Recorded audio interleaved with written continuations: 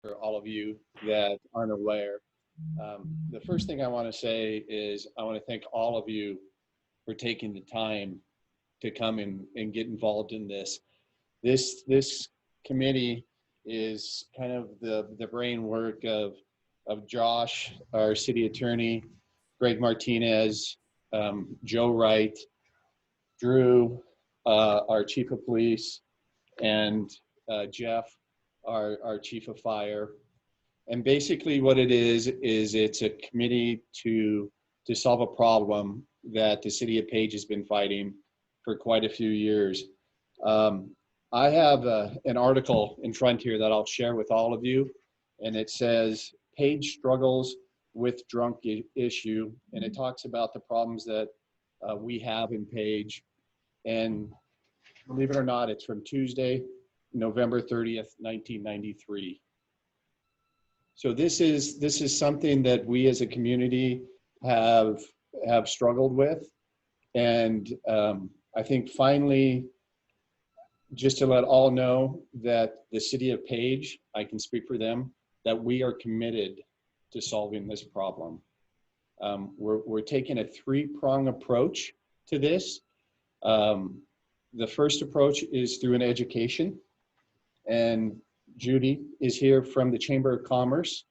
We've agreed to partner with them, and what that is that's a continuing education for our retailers to be able to approach the problem of intoxication, of when to be able to decide if somebody's had too much to drink, if they are a reoccurring customer in one day, how do we approach that? The second is an outreach program, and the outreach program consists of Catholic Charities. And what Catholic Charities is going to do is they're going to provide a service for us with two individuals that are actually going to go out into the affected community and give them an opportunity for help and offer them housing, offer them the first steps of counseling, and hopefully the next step then is a long-term cure. And that's where Joe Wright comes in. He is the CEO of Encompass, who has been working for literally 3 decades on this problem and has not been able to get to the next step. And that next step is long-term care, an extended time facility that we could have right here in Page. And that's hopefully where the governor's office comes into play. We've been working hand in hand with them, and hopefully that's where our partners with the Navajo Nation can come in as well. So we've brought you together. We're in the process of creating a substance abuse committee, and the council supports this 100%. They've actually committed $25,000 for this. It's going to be a committee of 5 involving the schools, involving the medical facilities, hopefully involving representation from the Navajo Nation, that we all can partner to make this thing work. It's been a continued problem, and it's actually bad on us that we have not, as a group, made a sincere effort to help and to fix this problem. So I'd like to go through the formalities of the meeting today, and have, if everybody, and let's start with the people who are on the screen, who are zooming in. If you could introduce yourselves, that would be greatly appreciated. Let's start with Representative Teller. Yat ebene Shea Orlando Teller and Shea Nast as a touchy in Slon Tohead Lini Bushes Chin Torachini Dashicheto Shin Dashinale Ekut Adensle. Good morning. My name is Representative Orlando Teller, and I'm really glad to be here. Thank you. Thanks.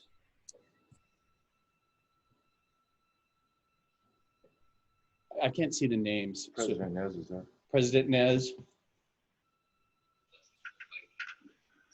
Good morning, everyone. Good morning to those that are on the phone as well and the Zoom. This is Jonathan Nez from the Navajo Nation, and I'll be having some of our support staff calling in shortly. We got this notice just this morning. Thank you. Oh, I apologize. Sean now. Sean, now? Why don't you take it? Because you know. Good morning. My name is Sean Now. I'm the Chief Executive Officer of Health Choice Arizona. We're a part of the Blue Cross Blue Shield family, and we are the Regional Behavioral Health Authority and an ACC contractor for access in Northern Arizona. Welcome. Tim. Scott Cummings. Okay, Scott. Hey, good morning. Scott Cummings. Work closely with Sean. We're another ACC plan that serves the north and the central regions. Right now, we've started serving the north in October of 2018. Work closely with Joe Wright and his group there. And I'm the plan president at Care First Health Plan. Krista Allen. Krista Allen.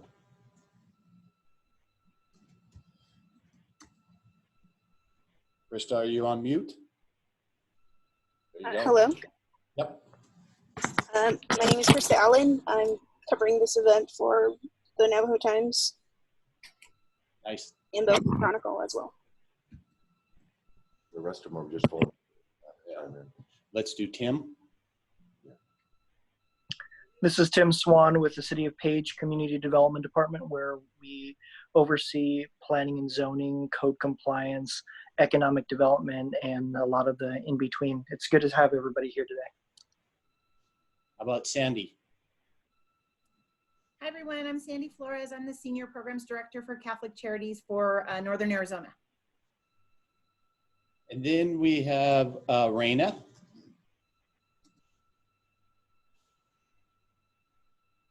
She may not have a mic.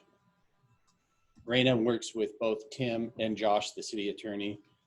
And then there's a couple of are just phone numbers. So if you could introduce yourselves. This is Laura Hartgrove. I'm with Health Choice Arizona. I'm the Senior Director of Integrated Network Development, and I've been with the organization for many years and worked with providers all over Northern Arizona, including folks from the Navajo Nation, to develop healthcare facilities, and I specialize in licensing requirements. Nice. And then there's one more.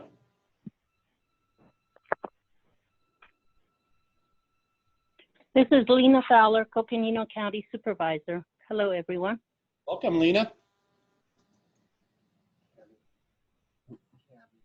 And then Cami.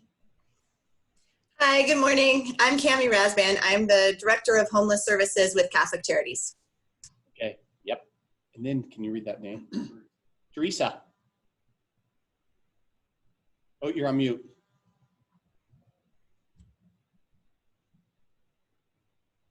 Okay, good morning, everyone. My name is Teresa Galvan, and I am the Health Service Administrator with the Navajo Nation Division of Behavioral and Mental Health Services. Welcome. And then Jill. Jill. I think, Jill, you're on mute as well.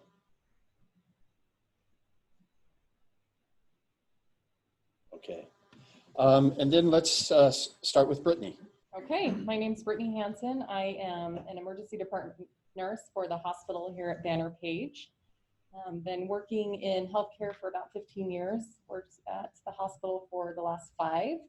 I'm a wife and a mom and feel pretty strongly about this substance abuse and what we can do for our children, for our families, and for our homeless people that we see in the emergency department on a daily basis.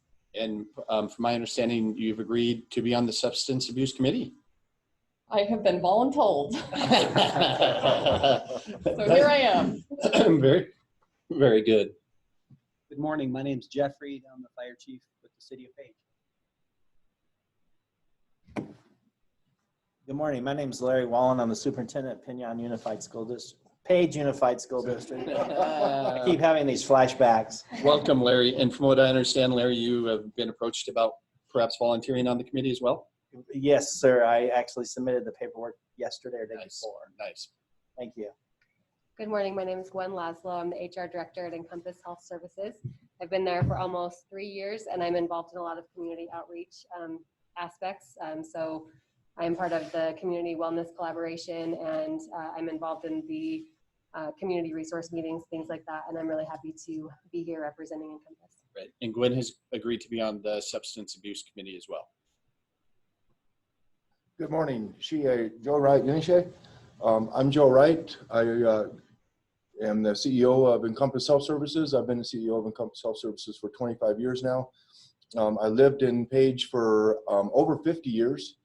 And this program and this task that we're taking on is majorly near and dear to my heart. I've had personal friends that have suffered from all of this, and so I'm really thankful to be here sitting down with you all and working towards some progress. Josh Smith, I'm the Page City Attorney, and so my involvement has been both on the kind of the council side and working, I guess, on policy, and then also in that role, I am the prosecutor in the magistrate court, so I prosecute all the misdemeanor cases that come through the magistrate court. Hi, good morning, everybody. My name is Drew Sanders. I'm the chief of police here in Page. I've been here just over a year and been working on this problem almost since the moment I started. My name is David Augie. I'm City of Page Counselor, and I've been here since '76. Was also on Page Fire Department and Rescue Division as a volunteer from 1976 to '91, and personally encountered a lot of the issues that still occur to this day, which was been worked on through all these years. And I'm Judy France. I'm the director for the Chamber of Commerce, and we represent about 287 business in our community that we represent, and we also are involved very heavily with tourism. So thank you for inviting me, because this is an important issue for us in dealing with our community. Good morning, my name is Greg Martinez. I'm the Economic Development Coordinator for the City of Page. I work with Tim Swan and Raina Cravens in the Community Development Program. My name is Jason Larson. I'm an RN case manager for Banner Page Hospital. Also a business owner here in Page. Raised my kids here. So I've been working with the Substance Abuse Committee. Unfortunately, I'm going to be making a move to Colorado pretty soon, so I won't be with you too much longer, but I'm working on handing over this role that I've been in to Brittany, and should be a great asset to the community. Thank you. Once again, thank you for, oh, sorry. I snuck it over here. Okay. I'm Scott Swank. I'm the Vice President for Bank of the West and President for the Board of the Chamber of Commerce. And Robin? Robin Crowther, Executive Assistant to Darren. So, thank you so much for coming again. What the plan is today is actually we're going to have some of the people that are involved in dealing with this problem just kind of give a little background and discuss what they deal with daily, and then discuss some of the ideas that we have going forward. But first of all, I specifically want to reach out to Representative Teller. He has been a driving force behind this. As we can see, the invitations that he extended, it is because of him a lot of these people are sitting at the table. So I would just, Representative Teller, if you would like to say a few words. Thank you, Darren. I do appreciate this opportunity. I do appreciate our president, Mr. Nez, as well as Navajo Nation staff being on the call. I think that really showcases the president's concern for our family and friends that are afflicted by this disease and trying to address it any means they can. This discussion in a manner of a stakeholder partnership effort, I think is very well worth the effort. And I pause because I just thought about those members that are homeless, that are struggling with addiction, that are trying to live day by day. And I'm sure it is very difficult in this extreme heat, if not in extreme cold. As we know, Page is a high desert, so you have one extreme to the other. And there's only a few days of wonderfulness. But nevertheless, our people, our constituents, our families, our friends, people, some people we know personally are in our streets and may feel like there is no other way to get out of the situation that they're in. And I think today's discussion with all the stakeholders from the team in the city of Page, Navajo Nation president and his team, Coconino County, including the healthcare programs and the faith-based organizations and the school district, including Navajo Times. I think with this group of folks, professionals, and we can do something today, if not continually, in addressing not only this homelessness issue and the substance abuse issue and the resources that we are all limited by. We can work together in addressing this as a team, as a coalition, and showcase that an effort is being made, a cry has been heard, and now we're here addressing in a humane discussion about human beings. They are not objects, they are human. They have 10 fingers, 10 toes, 2 eyes, 2 ears. So they have a heart. They're someone's child or someone's husband, wife, grandchild, someone's parent.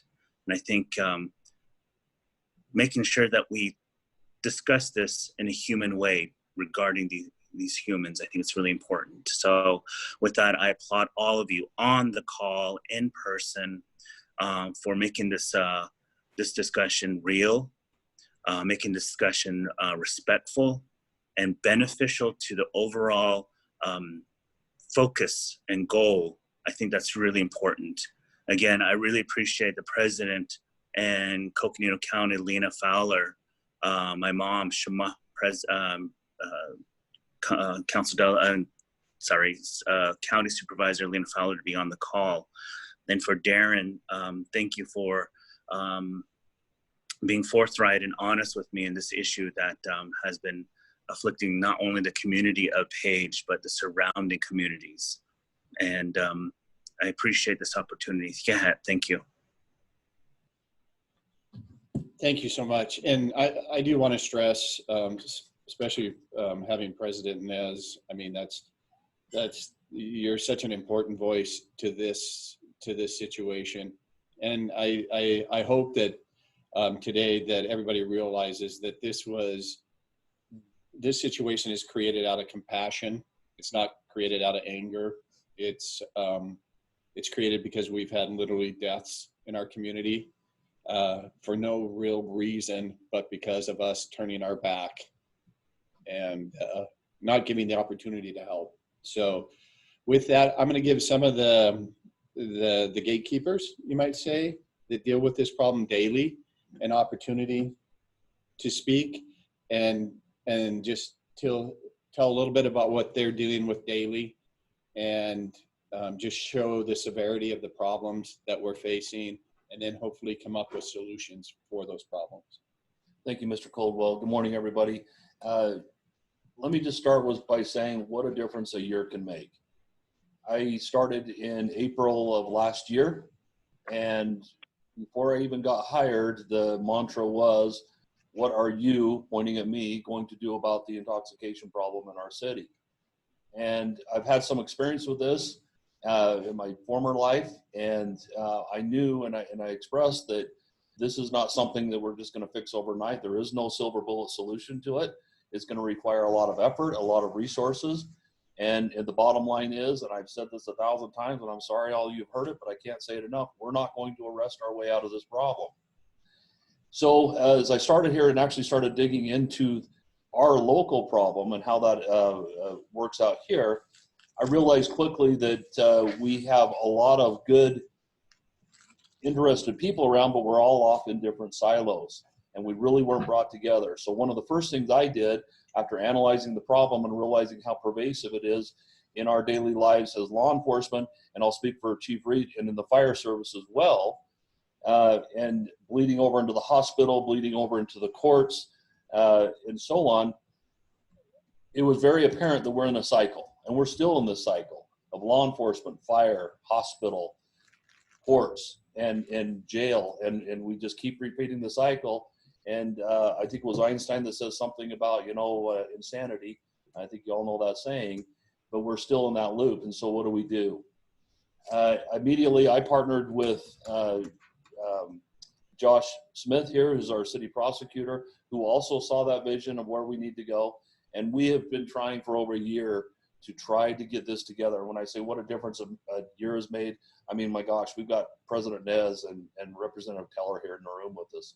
So that's the evolution. We've been trying to get this together, but really it's taken bigger than Josh and I and so on to get this together. We've had interested persons, but this is the beginning. This is the actual foundation that was needed, in my estimation, to get this moving to the next step. My view is, and I echo Representative Teller here, they're humans. This is very much a human problem. There is some criminal element to it. There is some health element to it. There is some, school element to it. There's all the disciplines in here. There's elements of that. Unless we come together as a community, as a group, we're not going to solve this human problem. But also, like Mr. Coldwell just said, deaths are occurring. We've had two in the last 10 days, maybe 11 days now. But 2 of them unnecessarily died, whether it's by exposure or both. But, right now, the extreme heat is every bit as bad as the other side of it would be, the cold. But there's only so much we can do, and we got to find solutions. We've got to find resources and find treatment options that are realistic, that we can actually get some help for these people. Thank you. Sandy from Catholic Charities, do you want to explain to the crew a little bit about what you guys are doing for us and what you're shooting for? Thanks everyone for having us as part of this discussion. I'm happy to see some new and old faces on this call. So Catholic Charities serves all of Northern Arizona, and we've been doing it for quite some time. Outreach since 2006 that I'm aware of. I've been here almost 15 years now. So Page has been an area that has been in our coverage area, but we've not fully served it in terms of having staffing or dedicated staff to the area. We've covered it through our staff and flag staff, so on a limited basis. We heard pretty clearly through a lot of Coconino County safety net discussions that the need was increasing. And thankfully, due to some additional COVID-related funds that we've been able to secure, we made the decision to expand and hire a permanent full-time team in the area. So we have 1 person hired. We are looking to hire a 2nd person. So if you know someone, please send them our way. But our goal is to continue the efforts that we've done very successfully in other areas, which include homeless outreach. That involves engaging individuals who are experiencing homelessness. We hand out basic needs, supplies, hygiene kits, water, granola bars, whatever it is. A lot of times it's tarps or tents or sleeping bags or things, with the idea of engaging folks who are suffering from either a serious mental illness or a substance use disorder. The goal is to connect them to the behavioral health resources. We're not behavioral health providers, so Joe and I and Cammie and I met a couple weeks ago. Our goal is to connect them. If there's any barriers, such as they don't have an ID, they don't have a birth certificate. We can help to get those things so that we can get them connected to the services that they need, should they choose. Additionally, our long-term goal is permanent housing. So we do a wide variety. It would take days to explain it all, but suffice to say, we have a lot of housing dollars and resources that we could bring to the community to help folks get into permanent housing with supports. Sometimes it's short-term support, sometimes it's long-term support, but so get them connected to behavioral health, get them connected to medical health, food, whatever food resources that they need, anything really through case management efforts to connect them, and then help them to be secure and stable in housing.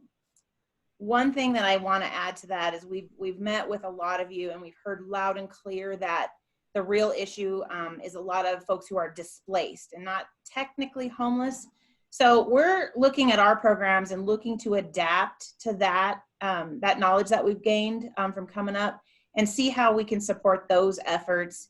If it is transportation, if it is connections to Navajo Nation behavioral health, whatever those needs may be, we're looking to adapt our programs to the area. That's what we do. And I just want to applaud Representative Teller. We believe in the dignity and every person that we see. That's our mission statement. So that's our goal. These are people we're looking to, find ways to help them in a manner that they choose. I mean, we don't force anyone to do anything. We provide opportunities and avenues to help get them to the resources that they need. One additional thing that I'll add, we do have in Flagstaff a pretty successful home, we call it Closing the Gap, that houses individuals who are experiencing extreme chronic substance use. This isn't a new population for us to engage. We will be looking at, long-term, what are some of the ways that, the things that we've learned in other areas to hopefully bring suggestions that might work to your community. So thanks for having us. We're excited to move forward. And Sandy and her crew truly have been a godsend. She and her crew will actually be the first step to recovery, the first outreach to the community, the first opportunity a lot of these people have had to show that somebody does care. So I cannot say enough how excited we are to have you and to partner with you on this. The next, after, of course, Catholic Charities, the next step hopefully is Encompass and Joe Wright and the opportunity for long-term care. So Joe, if you'd like to say a few words. Sure, just a couple of quick items. One, I wanted to say hi to Teresa Gavin. Hi, Teresa. I haven't seen you in a long time, but it's good to see that you're still there. And then I understand that President Nez, that Larry Wallen was your principal back in middle school. So President Nez, don't respond to that, please. My age is out there. So as I introduced myself earlier, I told you that I have been in this community for over 5 decades now. There was a little bit of a hiatus in there after I graduated high school. I went to Phoenix and went to school and all, but Page was still my home. Anytime I came in on Highway 89 in either direction or Highway 98 and got within 10, 15 miles, this is my home. And it's my home because I like the people and I get along with the people here. What's really ironic about this is that since I was probably in early elementary school, I can remember the problem of public intoxication in our community. We've tried a wide range of different programs in this town, a wide range. We even had a LARP center here that was operated by former President, Navajo Nation President Kelsey Begay, and somewhat successful, but still almost kind of a Band-Aid on long-term problems with this program. There's nothing really sustainable. When I moved back here in 1995, one of the first things that we had identified was the need to do something for the folks that are here You can argue whether they're displaced. You can argue whether they're homeless. You can definitely argue right now that if they are here in town, they're homeless because of the COVID-19.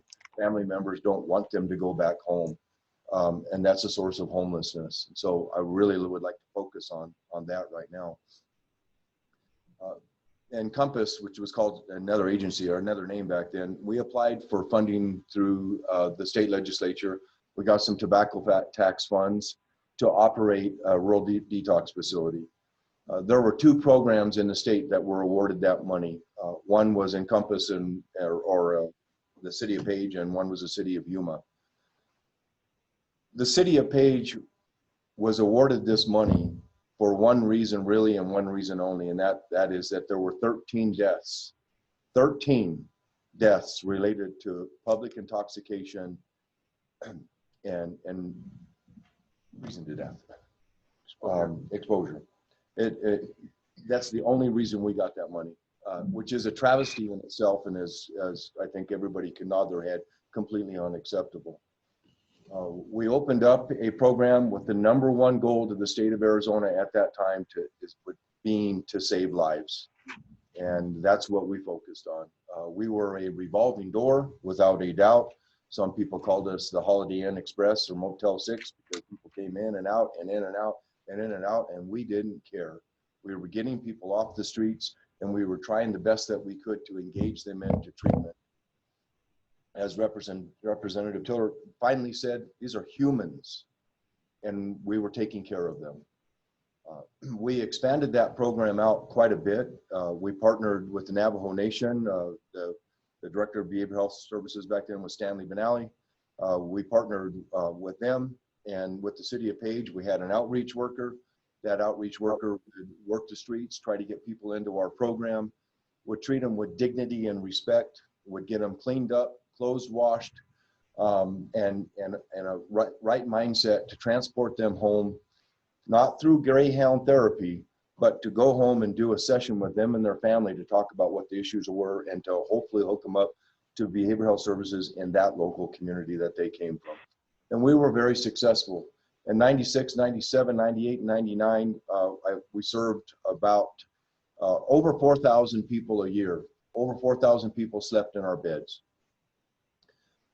Through the course of those 4 or 5 years, we drastically reduced that down to just around 1,000 people. So we had some fantastic outcomes. We modified our program. It was no longer just keep people safe, but it was let's start getting them more actively involved in treatment. We opened up with help through the city of Page and definitely through the court system, we opened up a jail diversion program.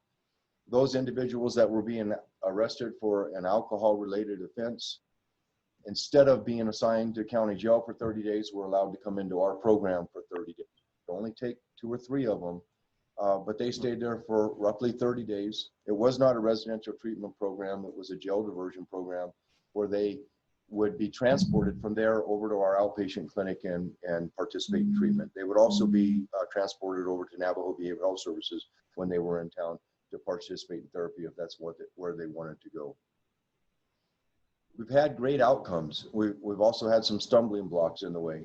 I think it was roughly 2011, we had the childless adult freeze, the Medicaid cuts to the state of Arizona. My funding source alone lost over $20 million in 1 year. And with the loss of that kind of money comes the loss of programs. And our detox program was one of those that were cut. Through the fine work of former Mayor Bill Dyack, he went and rallied with our funding source, NARVA, and the Access Administration and the Arizona Department of Health Services, and somehow got that funding restored. And we reopened up that program. But as you all know from the city, that was a hard time for you all too. So we were never able to get all of the funding sources reestablished and have not been as successful as we were before.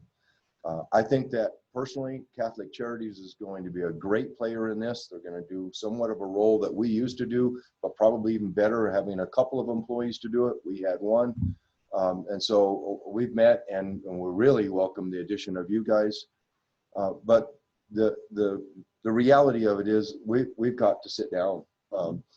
Representative Tiller, you mentioned earlier, these are humans, these are people, these are friends, these are family members. And it's not right for us not to be sitting down talking about this issue. We can come up with something that will be much more impactful than what we're doing right now. That I know, for the people that deserve it. And so it's kind of a history of what we've done in the past. I'm really excited to see the people that are involved in this, and I think for the 10th time I've said hats off to you, Darren, and your crew from the city, because you're looking through it or at it through different eyes or different lenses right now, and that's a really productive thing to happen. Yeah, thank you. Thank you, Joe. And to let everybody know, the city of Page has sincerely made a commitment to this. We're not going away. One way or another, we're committed. It may be a slow process. We all know it is, but we're going to make this work. And just the partnership right now that we have, and the willingness to sit down and talk shows how important this issue is. We have a small little video that we've put together with some of the decision makers, and there's quite a few statistics in there. I want to let everybody know that's on the Zoom call, that we will get those slides to you. And then if we can, at the end, we'll discuss a little bit about where we're going. And then I would, like to give the opportunity of those, especially on the Zoom call, the decision makers, of course, President Nez and Representative Teller, and Lena, an opportunity to speak to the problem. But Tommy, if you could go ahead and. I'm Drew Sanders. I'm the Chief of Police here at the Page, Arizona Police Department. I'm here to talk a little bit about our local intoxication problem. It's no secret that drugs and alcohol are harmful to families and individuals, and we have a severe problem here in Page, Arizona with that, especially with our public manifestations of the use of those substances. Right now, we're in a dysfunctional position where essentially we're having a cycle of police, EMS, hospital, jail, and so on, that is a revolving cycle, where right now we're basically trying to arrest our way out of the problem. Essentially, that's not working. All it's really doing is essentially adding debt to poverty. It's not getting at the root causes, and it just is not solutions based. We are seeking ways that we can work and partner with others to find solution-based problems that's going to be grounded in solutions like treatment and other family-based solutions. We're seeking those partnerships and hoping you'll help us. Hi, my name is Jeff Reed. I'm the fire chief in the city of Page. My responsibilities here are to provide fire and medical services to the community. The current situation in our community with intoxication and homelessness has resulted in almost half of EMS and fire's time. In past situations, fire and EMS has not been able to respond to calls of emergency because we were helping someone who was unresponsive due to being inebriated. Deaths, sexual assault, and assaults have been a problem plaguing our downtown and John C. Page Memorial Park. As COVID-19 continues, we also run into a serious health concern that degrades our quality of life. Sadly, we have had to respond to the same individual multiple times in a day due to their level of intoxication.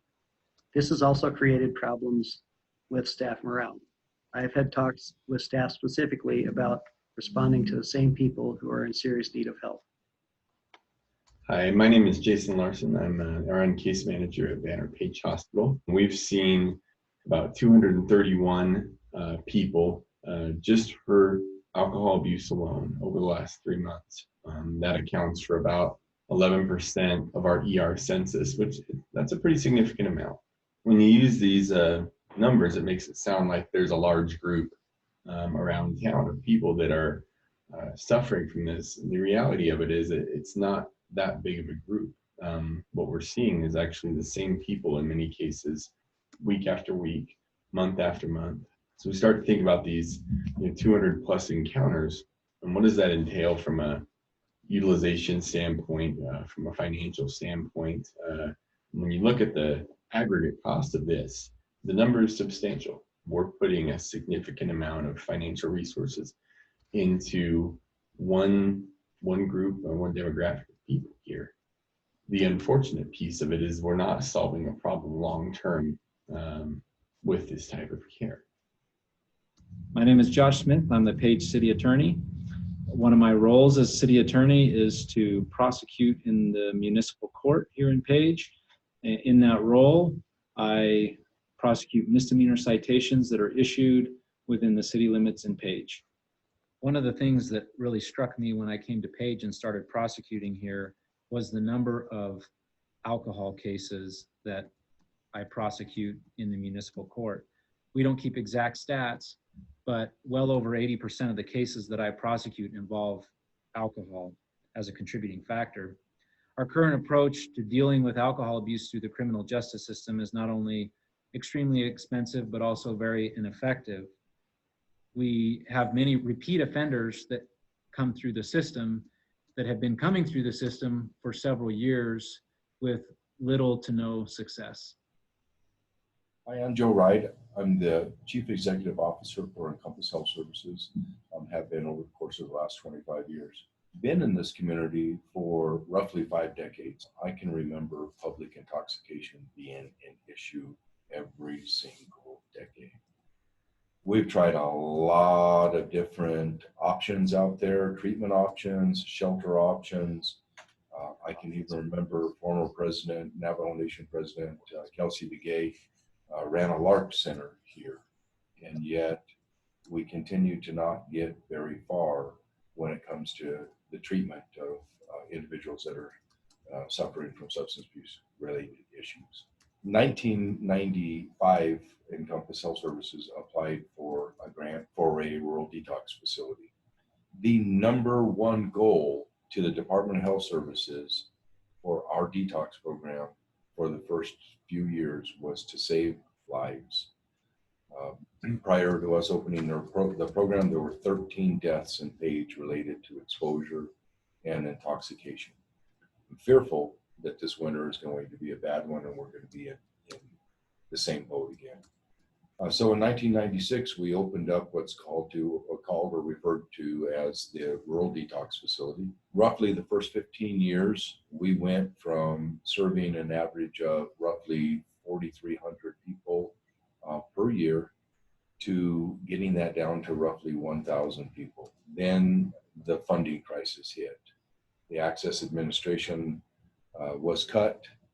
Medicaid was cut. Roughly, our funding source lost roughly $20 million in funding. And as a result of that, our detox program was shut down. We had a meeting with the Access Administration and got that funding restored.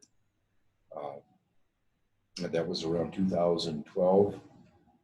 Yet we haven't been nearly as successful at treating those individuals as we were before.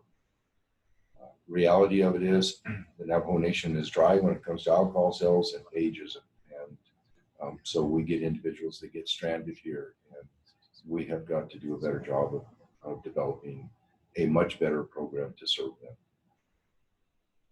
But in order to solve a community problem, there's going to have to be a community approach. People have to sit down. People have to talk again.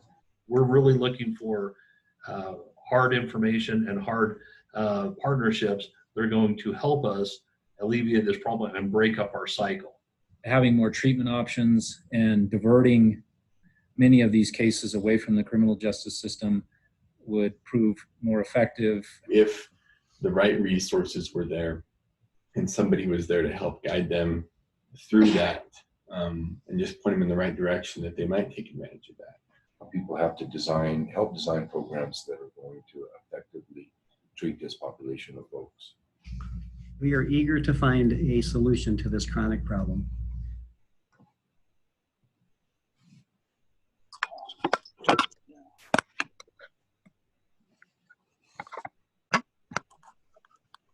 Okay, so I guess now what I'd like to do is I'd like to talk a little bit about what we see as our next step in this, and hopefully our partnership with everybody in the room, everybody on the Zoom call. So I'm going to pass it off to Josh, our city attorney. It's going to give us a little background on and a little foresight on what we see as far as the role of the Substance Abuse Committee. Thanks, Darren. So the Substance Abuse Task Force that it's actually functioned in the past. Wow. So we're looking to fill those slots. And just, this is not it's a board in the way that it's set up in Page. Most of the boards that we have in Page are advisory to council. So they make recommendations to council only, and that's kind of all the authority that they have. But the Substance Abuse Task Force is actually very different. They are a city authority that has a funding mechanism, an ongoing funding mechanism. And I think there's about $25,000 or $29,000 sitting in their bank account right now. And that's, there's assessments that are issued through the court that replenish those funds. So the task force actually has the ability to make decisions, spend money, to enact their own policies and pursue their own kind of solutions and goals without having to come back to council and get council approval. So it's really what we're hoping for is a representation of the community. And we've got, representatives on board from the hospital, from Encompass, from the school, it sounds like. And we're still looking for 2 more positions that would be representative of the community to provide based solutions and input. One of the things I know that we've talked about is, and having representatives from the Navajo Nation on the phone, we'd love to have a representative from your community on that board as well, to have a voice. And so just opening that invitation up, if anybody on the Zoom call or here in the room knows of someone from maybe Lachee or the surrounding area or within Page that could provide a good perspective and voice representing the Navajo Nation and that population, more than welcome. We'd love to please provide us with that contact information and we can reach out and go through the process of getting them appointed onto that board. So that's one step that we'd like to take moving forward. And then I know Joe was going to talk about there's some things in the work on Encompass side as well of where we'd like to go and options. You bet. And by the way, just an update. I did talk to Jerry Williams this morning. He is the chapter president in Lachee, and he is really interested in sitting down with you guys to talk about what this committee is about and how he could possibly fit that role. So I think we have our representative there. I've also talked to Sid Whitehair out in Coppermine, president there, and if Jerry is unable to do it, then Sid is. And with Zoom, I mean, we can make it work around them. Right, exactly. So back in 1996, when we designed this rural detox facility, it was put together on a shoestring budget. It has worked for all of those years, but it has really worked as a nightly drop-in center. Not really for a long-term stay, although we have a couple of people in it right now that are staying long-term. We have we've reached out and found a new location with you guys. Actually, I think the city found it for us. Potential complex, if you will, that could be developed to not only take in the nightly enrollments that we have to take in, but could also serve some of the longer term stays that so direly need the service. A lot of land, the ability to put to have a sweat lodge built on to the back of it. Not right now because our detox center is closed to nightlies, but when it was in operation, we were driving quite a ways out of town to participate in sweat lodges. And so we have the ability to do that. It has a great opportunity for vocational services there with the greenhouse and other stuff that's happening are already on the premises. And so right now, as of like next Wednesday, I have Laura Hartgroves who's on the phone that will be participating in a virtual tour with us because they're not traveling right now with the COVID. But she'll be participating in a virtual tour to kind of help out. She's the licensing guru, or one of her many jobs. She can help out and identify whether the actual facility will work for what we're talking about. I've never run a residential treatment program, but I've been involved in a bunch of them throughout my career. And this one will be a kind of a think outside the box type of program. But I think that's what we're trying to do right now, is to think outside the box. What we're traditionally doing is not working as well as it should be. So that will be our next step, is getting her to go through that virtual tour, and then of course getting Sean Now and Scott Cummings and our funding sources involved, and hopefully, pardon me? Governor's office. The governor's office. Oh yes, thank you. The city of Page has already talked to the governor's office about a pot of money that they have available to deal with homeless individuals, and they are really interested in this project. They have a rather large sum of money, some of which can be used for pretty much 100% of the remodeling and updating of the facilities that we're looking at. We're pretty excited about that because across the board, especially right now with the virus, funds are tight. And so we have a meeting with them next Friday. A week from Monday. But more importantly, it's just that first step of getting Laura Hartgroves to help us out in identifying whether or not what we want to do is even feasible. Yeah. Thank you, Joe. Yes. Well, I guess I want to say to everybody that, we do take this very serious. And once again, that the city of Page is committed, and we are not going away. We're going to figure out how to fix this thing. But I would, with the people that we have on the Zoom meeting, I would like to invite President Nez to give him an opportunity to speak and to say a few words, if you would, please.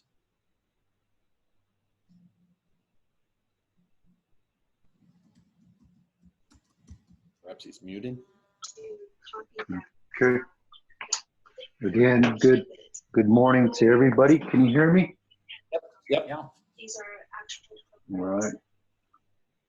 Got so many conference calls going on at the same time, but I know that this is a priority for our Western Navajo citizens. And we do have similar issues in the border towns around the Navajo Nation. And we have working with various partners to help those that are dealing with substance abuse and really mental health issues. Of course, the solution to this would be to not offer alcohol. That would solve the problem for any community, but I know that that's not going to happen. People go to the border towns to purchase alcohol, and some get stuck in these communities.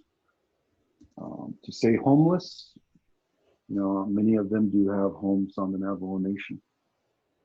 They just get stuck out there with people that are doing the same thing, drinking, drugging, and they get together because they're all going through similar issues, probably at home or mentally, and that's their outlet. I have Dr. Jill Jim on the call, who is the Executive Director for the Navajo Department of Health. I'll also have the executive director for Department of Social Services on the call, Deanna Neswood-Gishi. And we also have Teresa Galvin, who is the head of the Department of Behavioral and Mental Health Services. And so before this pandemic, the Navajo Nation was beginning to move toward establishing detox counseling centers. And the goal was, it still is, to have 4 new facilities on the Navajo Nation to help with our problem of substance abuse, and for those that want the help, right? I mean, that's the first step to recovery, is that they have to want that help. And we are in the process. I know cases are still high in other places around the nation, but here on Navajo, with the help of the Navajo citizens, we have pretty much flattened, and there's a downward trend right now of COVID positive cases. So we are trying to get back into regular operations by also reopening our government and to provide services to our people.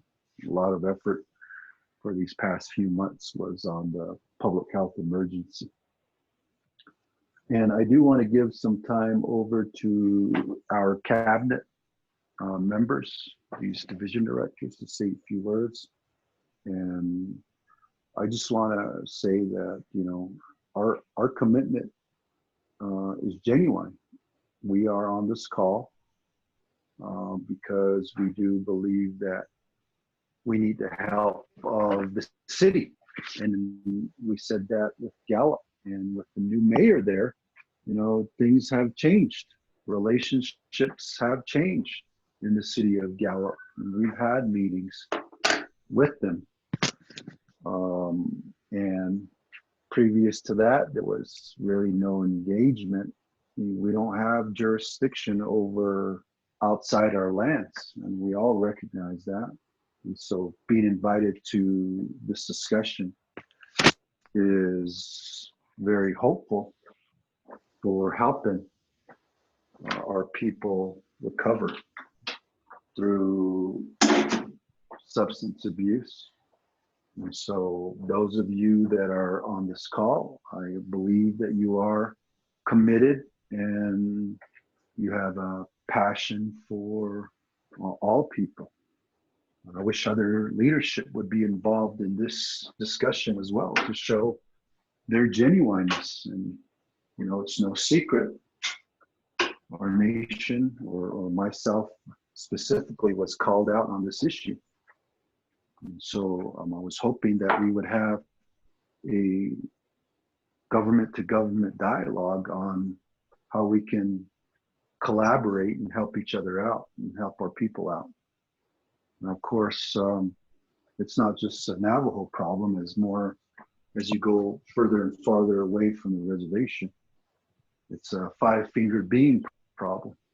And that means all humans that are struggling with substances need the services to help them. And again, they're going to have to want it in order for that help to be offered or provided. And so I'm looking forward to further discussions. There may be models from other communities that we're working with, and we can always share that with the group here. And I do appreciate the invitation of chapter local communities on the Navajo Nation to be a part of this substance abuse committee. As I have been saying, we're all in this together. whatever affects the nation affects those around us and vice versa. So I appreciate and I look at all the membership here, and I think we could do a lot in putting new ideas. Of course, back in '96 with Kelsey, that was an era that didn't have many of the expertise that we have now. So there's some lessons learned.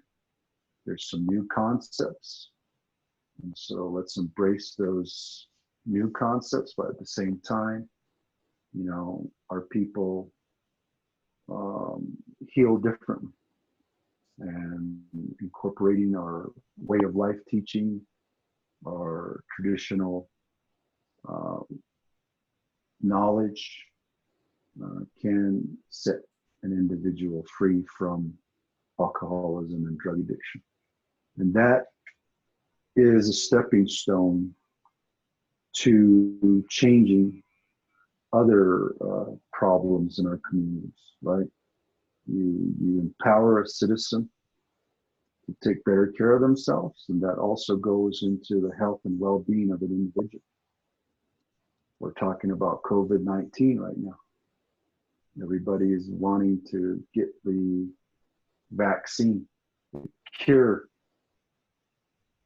And people say we don't have the cure to COVID-19 or any virus. I think one thing that we should be doing right now is preparing for the flu season. And in order to do that, we have to build our immune systems, eating better foods and being active, so that way, the severity, if the virus is caught, is not as extreme. And that's one thing that we bring to the table, is the holistic approach of an individual's health and well-being, utilizing our traditional knowledge, our cultural knowledge. So thank you so much for the opportunity to say a few words, and let me turn the time over to Dr. Jim. Dr. Jim, are you on the phone? I think *6, or I don't know if is it this call or another call that says *6? Anyway. I'm here, President. Yes, go ahead, Dr. Okay. Jim. Well, nice to see everyone. Thank you, President, for the introduction and also the description of our needs here at the Navajo Department of Health. I'm currently the Executive Director for the Navajo Department of Health, and under those programs, we have Division of Behavioral and Mental Health Services. We also have a Division of Aging and Long-Term Care Services, and then also Division of Public Health Services. So I'm just thankful that I'm on this call, not only to address substance abuse disorders, but as we're also working with the colleagues in your areas. We've done regular calls or consistent calls with the Coconino County Health Department officials, as well as Apache and also Navajo County with our state partners in the Arizona side. And I'm glad that we're able to create new or establish new relationships in this process while we're dealing with COVID.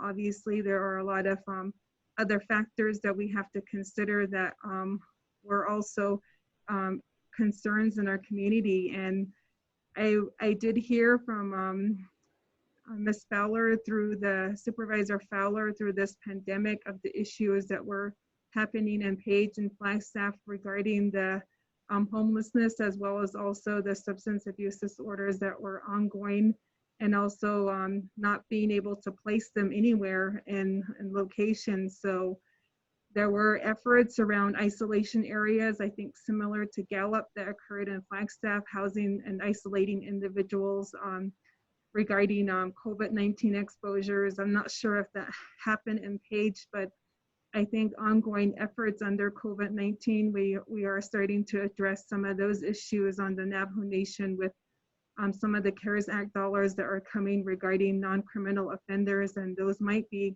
individuals with substance abuse disorders. And so on Navajo Nation, we're looking at a mental health portion, but we also need to recognize that there needs to be a stronger collaboration with our border town areas to increase our response and collaboration regarding substance abuse disorders as well.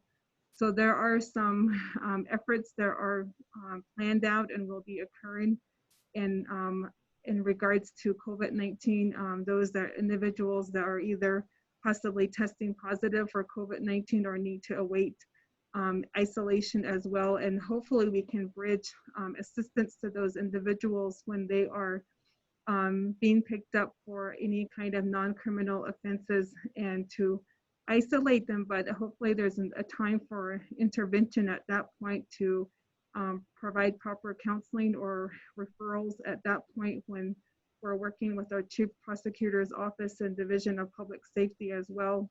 And so those are areas that we're working on right now that we hope to see in the next month or so to be implemented. But as far as collaborations, I think there have been strong partnerships with the Kaibito outpatient facility with Page at one point when there used to be a treatment center there, a residential treatment, but there's no longer there. So my hope is that if the behavioral health program can continue or reestablish some of those relationships with the city of Page and also in the Tuba City area, I know there is offices out in Tuba City and also in Dilcon. I see Miss Janelle Dixon, who is also, she's a mental health professional out in the Dilcon area. So thank you for joining us, and also Miss Galvin as well to hear about the substance abuse disorders. And I in this moment, I guess I hope we can engage in some of the areas of improvement that we need. And at the same time, we're dealing with a pandemic, but we have these ongoing issues. So that's my overall perception of our current situation. But I just want to end with just thanking everyone for having these conversations, because one way or another, we're going to have to deal with living with COVID. I mean, some of these underlying issues might exacerbate other long-term issues. I think we're talking about mental health issues, and we're all very hurt right now. Our nation, and our not only on the Navajo Nation, but every other community is dealing with this pandemic. So I just hope we can properly and safely prepare ourselves to find ways to access services and resources and collaborate better in this situation and break down barriers that we might have experienced in the past. So I just want to thank you for your time, and I'll end with that, President. Well, thank you, Dr. Jim, and appreciate your insight and your input. Next, we're talking about not just an individual of healing, but most of the time it's also includes the entire family. And back to what I was saying about the holistic approach to health and well-being. We have families that are going through some issues because of an individual, being having an alcohol problem, drug problem, and that's why there's a need for a social services component and to assist the family as a whole. And so we have the executive director for social services on the call. And Deanna, can you introduce yourself and also provide some insight and input to the discussion? Thank you, President Nez. Good afternoon, and where I'm at is afternoon. I'm Deanna Neswigishi. It was great listening to all the conversations, so thank you for that. For the Division of Social Services, in listening to the conversation, I pulled out the Navajo Nation. We have a Vulnerable Adult Protection Act known as the DORS Act, and it's actually been effective since February 16, 2020. And the legislation number is CJA-02-12, so you guys can look up that area. But it talks about what a vulnerable adult is. And again, listening to the conversation, is basically an individual who lacks the ability to make responsible decisions for himself or herself because of mental illness, cognitive impairment, physical disability or illness, use of prescription medication, or chronic use of alcohol or drugs, legal or illegal. And that a person, if a person is found to be in a situation or condition in which there is imminent risk of serious harm or threat of danger or harm to his or her emotional and physical health. And so I bring that up because I have recently been involved in several cases to where individuals from the hospital, so thank you for the individual that did introduction, you know, with your data, with the number of 11% of the ER visits are individuals who are intoxicated. 231 from the Page Hospital. So some of the other local hospitals, what they are doing is they are filing with one of the nearest Navajo Nation courts, and they're actually using this Vulnerable Adult Protection Act and filing that. And so the Navajo Nation Office of the Prosecutor is filing that. And we're able to successfully have those individuals court-ordered for treatment. And again, as President Nez has stated, it's up to the individual if they're willing to address these situations. But at some time we hear that they're at imminent risk of danger for themselves or others, is where we have to sometimes take a stance in that area. So that's another way that we could have ongoing dialogue in this area. The other area, as President Nez had mentioned, is the family impact. The individual who may be using substances and not having a healthy lifestyle may have other underlying issues. And so this is where it impacts the family. We do have domestic violence shelter. One of the nearest ones is in Shiprock. We're opening up our blinding one in November. But the impact it may have on the family. And then we also have social services offices in Kayenta, Tuba City. So we have surrounding areas as well. And so if there's any involvement of children, we do have the Indian Child Welfare Act office, and we do have an active IGA. We have quarterly meetings. Should children be, excuse me, detained, we're able to assist in that area as well. So I'm glad that I'm hearing the conversations. This is an area that we have to, again, put at the forefront, again, for our adult individuals who are being impacted for whatever history that they have had with their upbringing that is portraying now into adulthood. So we'd certainly like to have further dialogue moving forward. Thank you. Thank you, Director Gishi. We also have Teresa Galvin, who is the head of the Navajo Department of Behavioral and Mental Health Services. Teresa?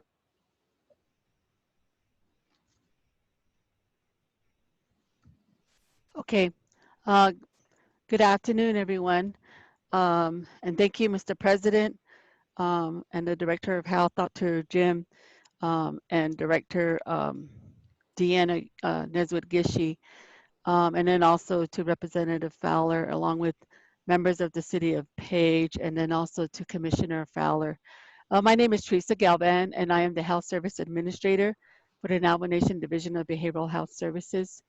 I appreciate some of the historical information provided by Joe Wright and through Encompass. A while back, yes, Navajo DBMHS did have outpatient and residential there in the City of Page.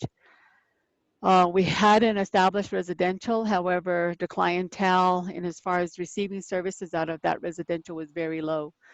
So we looked at the numbers really hard, and as far as looking at operating costs versus service delivery. And a lot of it too came back to where we end up becoming competitive with Encompass.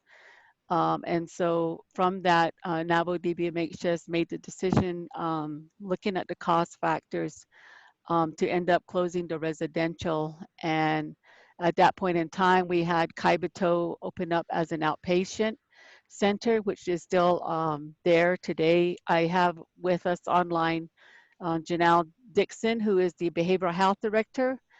She covers the western portion of the Navajo Nation, Dilcon, Tuba City, and Kaibito.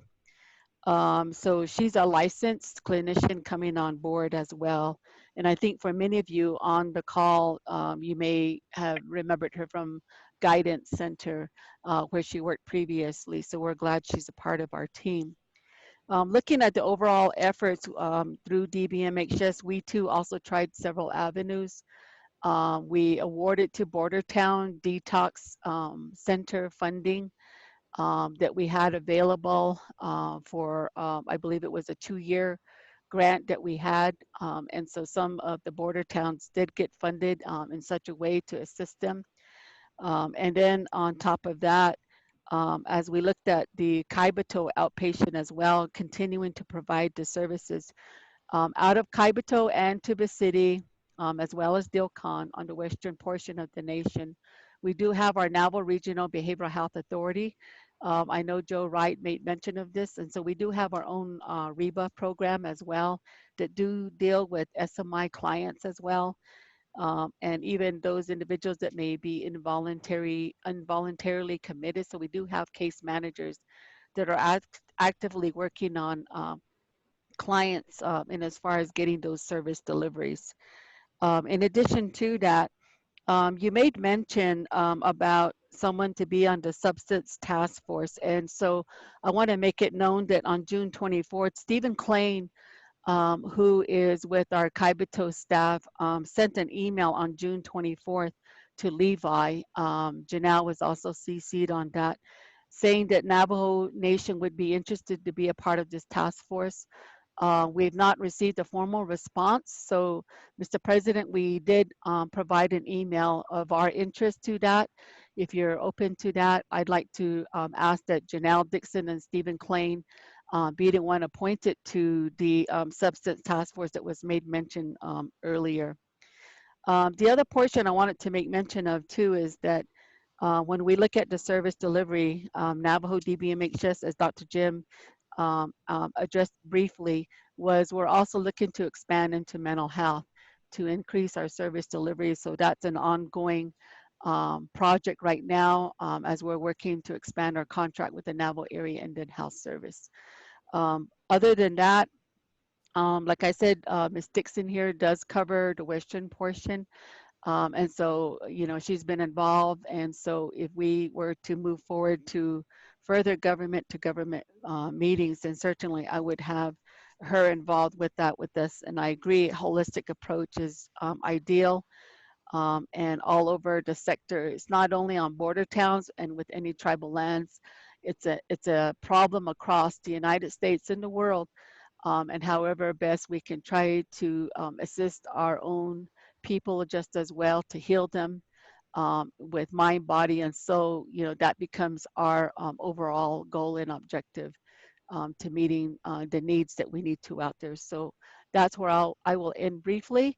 And if there's nothing further, I appreciate the opportunity to also send this as well. Thank you, Mr. President, and everyone on the call. Thank you, Teresa, and our cabinet members. And I just want to conclude by saying thank you to the invitation from Supervisor Fowler and Representative Teller. And thank you to the City of Page in bringing this very important topic to the forefront. Thank you. Thank you. Thank you. I just want to say that it is so encouraging to hear the words that we've heard today, that that has been expressed with the partner is that everybody's willing to go forward and to make a difference, and to let Teresa know those names that you have mentioned today. We will definitely reach out to them and get them involved in our committee. That was the main goal of today, was to have an opportunity for the Navajo Nation to be involved. And so we can check that one off the box. I do want to, before we end, if Supervisor Fowler is still on there. I don't. I'm here. Okay. Yeah, Would you like to say a few words? thank you, Darren, and thank you, Mr. President, and all of your team. Hi, and I wish I could see you all. And Representative Teller Shiaj, thank you so much for working on this issue and really bringing everyone together. I guess there's a moment in time for something to happen, you know.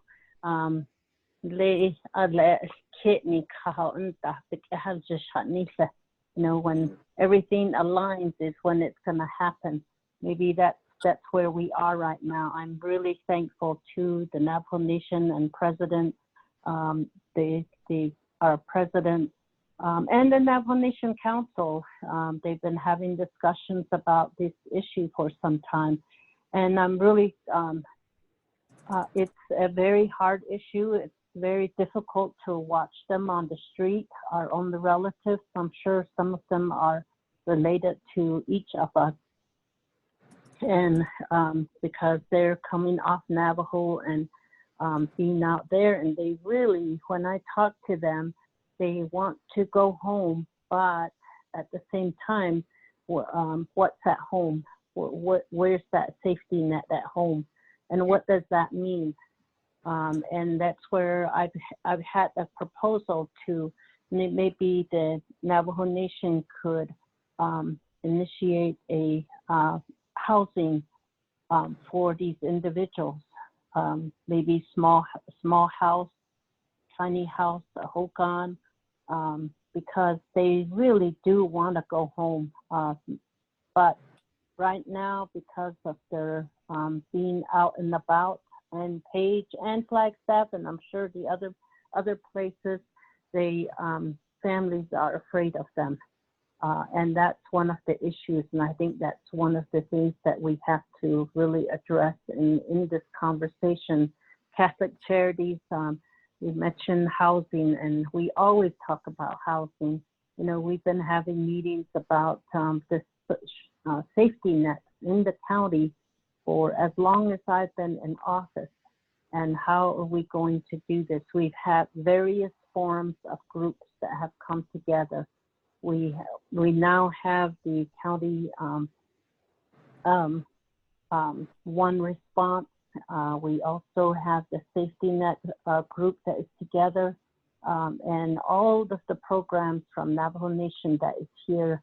I would invite all of you to sit at the table with these groups as well, and I can send you information, because we really need to work together to heal ourselves. You know, part of it may be you know, the trauma that we have all lived, and when we were raised, you know, there's different types of traumas, and the historical traumas that is with our people.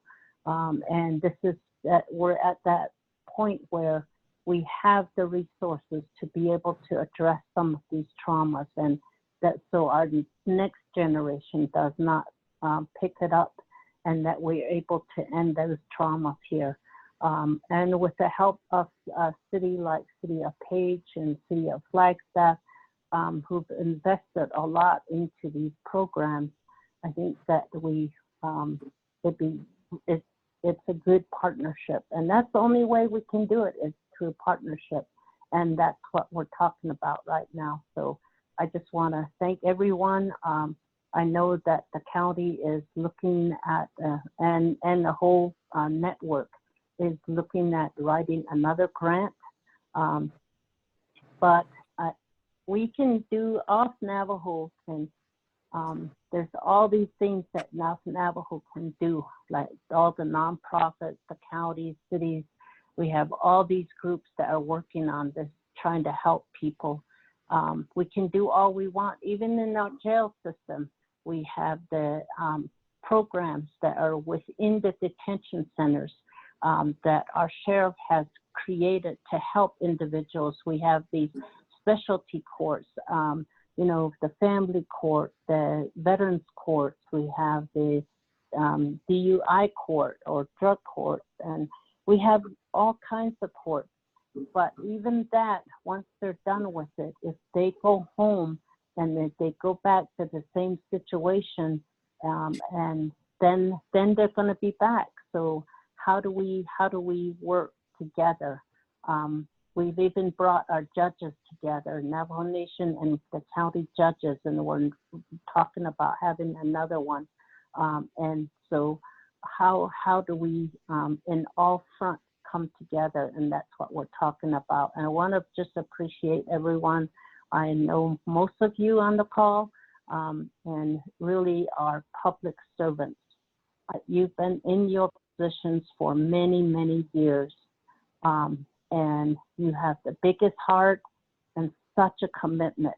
And that's what a public servant is. And so I want to thank you for your service and for your love of your people. And that's the only way that you'll be able to keep going in a public service position. So thank you so much. I really appreciate it. And from the county, I can say that we're always at the table.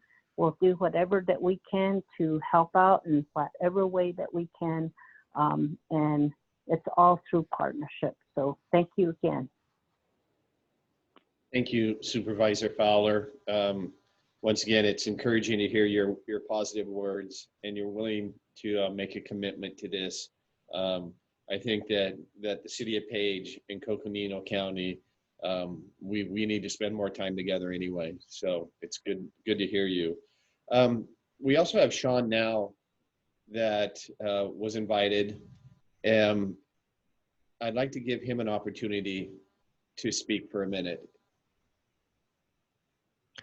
Thank you, and thank you all for convening this meeting. I think it's obviously a very important topic, particularly for your region, but certainly throughout rural Arizona as a whole.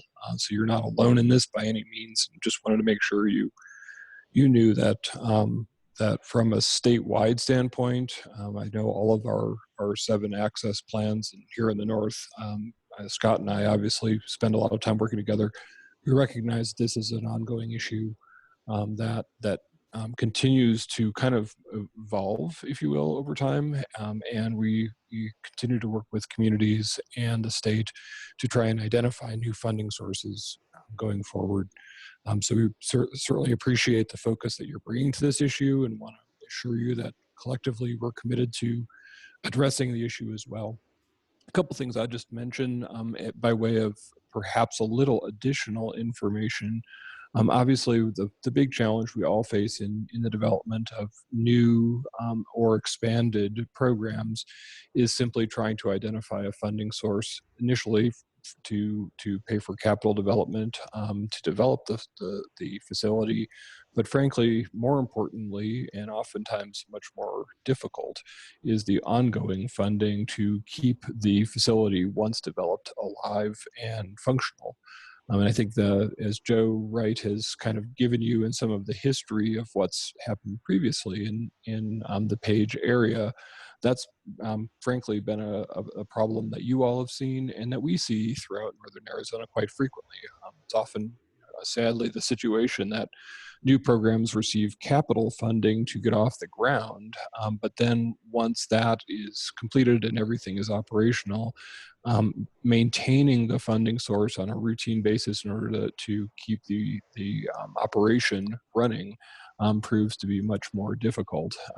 Grant funds are great for capital projects and getting things started, but grant funds typically are not stable enough funding source to keep projects going in the long run. So one of the things I would strongly encourage is looking at not only discussions with the governor's office and other potential partners about startup funding, but really to delve deeply into the question of once developed, how are we going to make sure we have a sufficient and reliable funding source to keep the facility open and running. And that I think is oftentimes something that's just not thought at the beginning, thought through at the beginning. So just, strongly encourage that.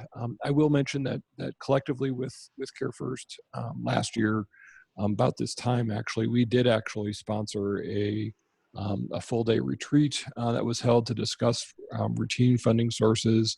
Out of that, a number of action items came to kind of move forward with some items. Those unfortunately kind of got waylaid through the legislative process, which unfortunately many of them required legislative fixes, if you will, but were largely waylaid because of the COVID-19 crisis. Fundamentally, one of the biggest things we identified in that retreat that I just again repeat here, because I think it's, if collectively we can put pressure on our representatives and state government to help us with this issue, I think it could be highly beneficial. And that is, in the past, Arizona had a funding scheme and a regulatory scheme that was that allowed regional development of local alcohol rehabilitation centers, or LARCs. That funding source really has dried up, maybe a decade ago, and probably even more problematic. The regulations for operating a LARC were revised and were made much more strict, to the point where it was economically impossible for a rural place, a rural location, to meet the regulatory requirements for a LARC. That's why you frankly only see them now in Phoenix and Tucson, and maybe a couple of other larger locations in the suburbs of those two locations, but that's it. All of the attempts to have those kinds of services outside of those urban centers have dried up. In fact, Joe's facility used to get some of the funding for that before the regulations changed. I think one of the things that we identified last year as an important step is to go back to the legislature and impress upon them the need for both LARC funding and also a different regulatory set, if you will, a lesser set, so that the rural facilities can reopen and really do the good work that they were doing over a decade ago, and re-enter that market. Ultimately, addressing individuals' needs isn't just an overnight alcohol treatment. It really needs a rehabilitation center approach. And so I just encourage folks, as we're thinking this through, to also just think about some of the solutions that have already been identified, and frankly, some efforts have begun along the lines of moving in those directions. But again, if we're all saying the same thing and have a single set of talking points and are all talking with our legislators and the governor's office about these opportunities, the chances of our getting a solution actually passed is always much greater. So, with that, just let us know how we can be supportive. Obviously, Laura's on the phone and will be assisting and reviewing the location that you all have identified.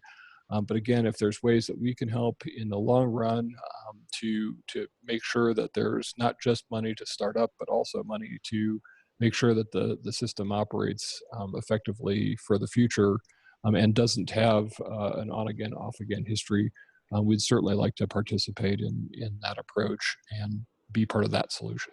So again, thanks for inviting us. We appreciate the opportunity.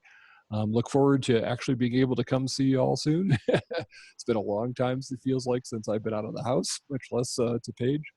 So looking forward to getting out and seeing folks in the hopefully not too distant future. So thanks again. And to give a little history on Sean, actually, Sean invited us to one of his meetings up in Flagstaff, kind of a regional meeting that kind of spurred the idea to get something local, similar to what they were doing up there regionally. And so kudos to his work and that he does, and very happy to have him at the table. I'm going to go ahead and wrap this up because I know that everybody has other things to do and your time's very valuable. But I just want to say it is such a rarity in the quick paces that we all live in to be able to get the people that we got today all together. I sincerely would like to thank President Nez for taking his valuable time and appearing. The Navajo Nation Council, which I know they easily could be doing something else besides this. So thank you to Supervisor Fowler, who I know her time is so valuable and limited that for her to take an hour or more out of her busy schedule, I truly appreciate it. And of course, my friend, Representative Teller, I think after today, we all can see how important this topic is. And I, once again, am so encouraged at all the positive that came out of this.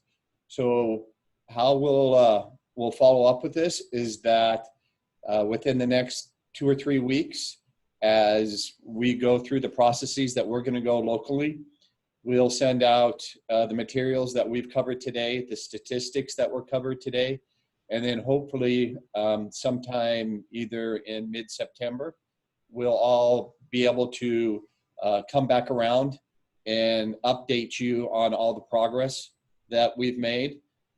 Once again, I personally want to just make the commitment that the city of Page is not going away on this project. So we're here to help and here to make sure that we finally solve it.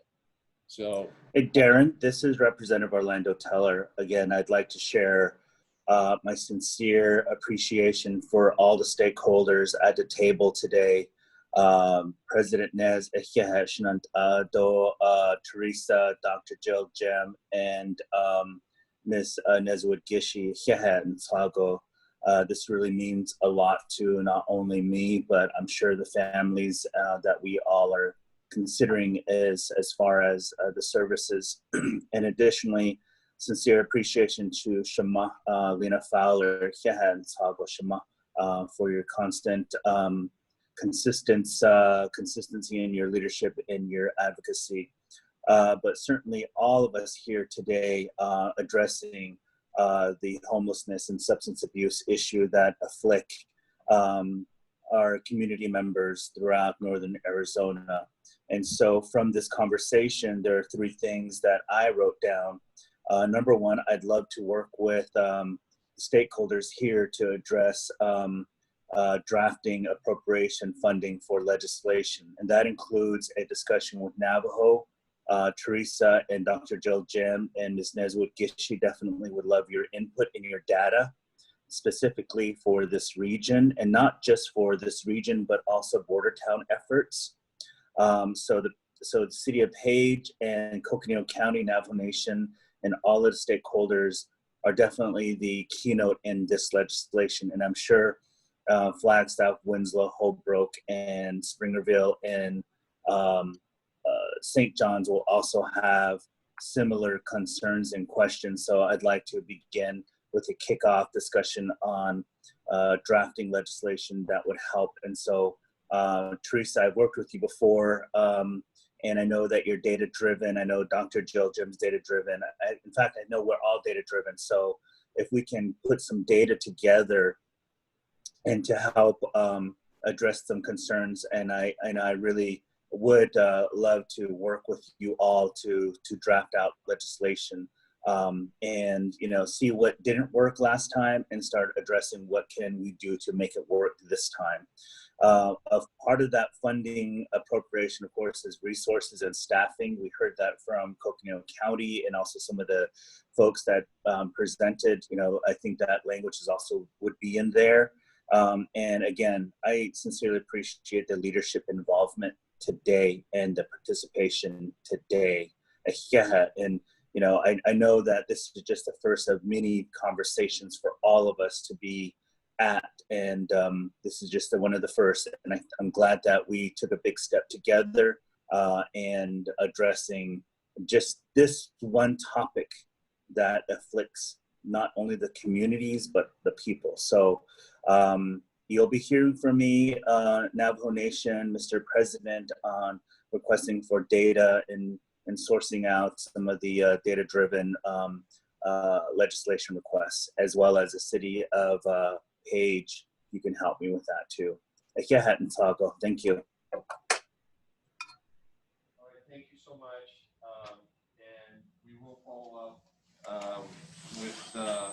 Steve and Janelle and make sure that they're involved in the next process. If nobody has anything else, I'll follow up with Representative Teller about the next meeting. And once again, thank you so much for attending. And I hope that everybody kind of has the vision now of what we're trying to do. And if there's any ideas at all or anything that you'd like to see different, please reach out to my office. And I mean, we're open-minded to anything. What we're doing is not working, so we have nothing but up to go. So thank you everybody for coming.